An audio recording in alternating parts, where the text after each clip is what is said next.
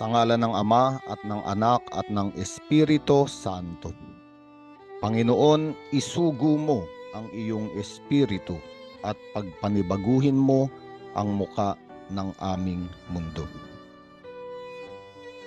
Ang ating ebanghelyo sa araw na ito ay mula kay San Lucas, Kapitulo 1, versikulo 26 hanggang 38. Ngayon ay ating pinagdiriwang ang dakilang kapistahan ng walang bahid dungis at kalinis-linisang paglilihi kay Birheng Maria.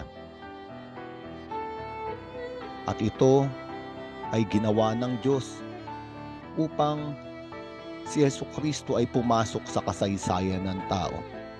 Sapagkat si Jesucristo ay Diyos, kailangan niya ng isang sinapupunan na walang kasalanan.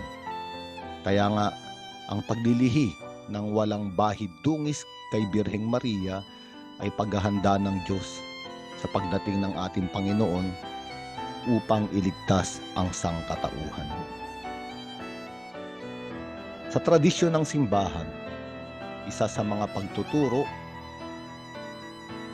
na palagiang ipinapahayag ay ang larawan ni Birheng Maria bilang bagong Eva. Sapagkat ang unang Eva na sana ay pinagsisimulan ng buhay o pagmumulan ng buhay ay pinagmulan ng kasalanan at kamatayan. Noong hindi sumunod sa utos ng Diyos ang unang Eva, pumasok ang kasalanan at kamatayan sa sanlibutan.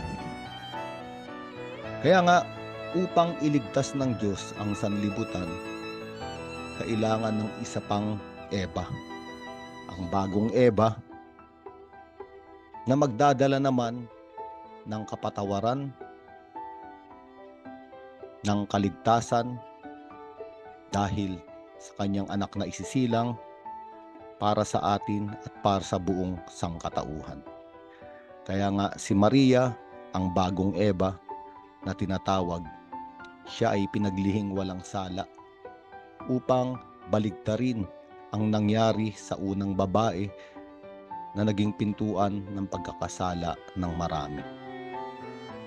Kaya nga makikita natin sa ating ebanghelyo ngayon ang pagpapahayag ng mabuting balita ng anghel kay Birheng Maria at ang pagtugon ni Birheng Maria ng oo, maganap sa akin nawa ang mga sinabi mo, ay pagpapanibago ng larawan ng babae. Makikita natin sa ebanghelyong ito isang babae na nakahandang sumunod sa Panginoon. Kaya nga, sa araw na ito, ang larawan ng Birheng Maria, kalinis-linisan at walang bahid dungis na ipinaglihi at isinilang, ay pagpasok ng kaligtasan sa sanlibutan. Kaya nga, lahat tayong naligtas, napatawad at minahal ng Diyos sa pamamagitan ni Jesucristo. Lahat tayo ay mga anak ni Maria sa kaligtasang dinala ng kanyang anak. Kaya nga sa araw na ito, si Maria bilang ating ina ay ating tinatawagan na tayo'y ipamagitan sa kanyang anak na si Jesus.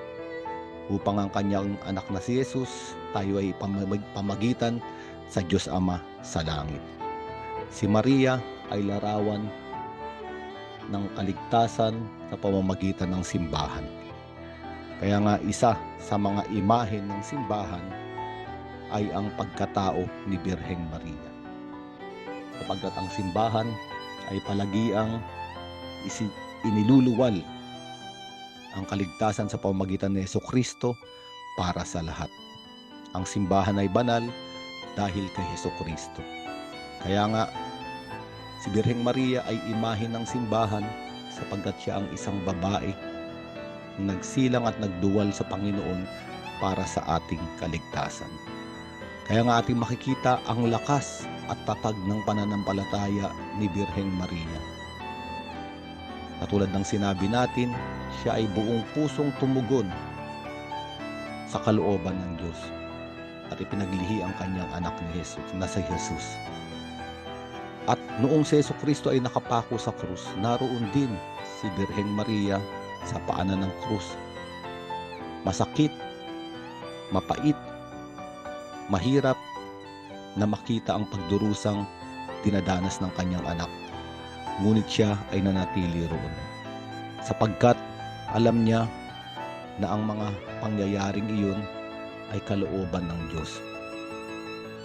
Kailangang magdusa, ipako sa krus, mamatay, ilibing at muling mabuhay ang kanyang anak na si Jesus para sa kaligtasan nating lahat.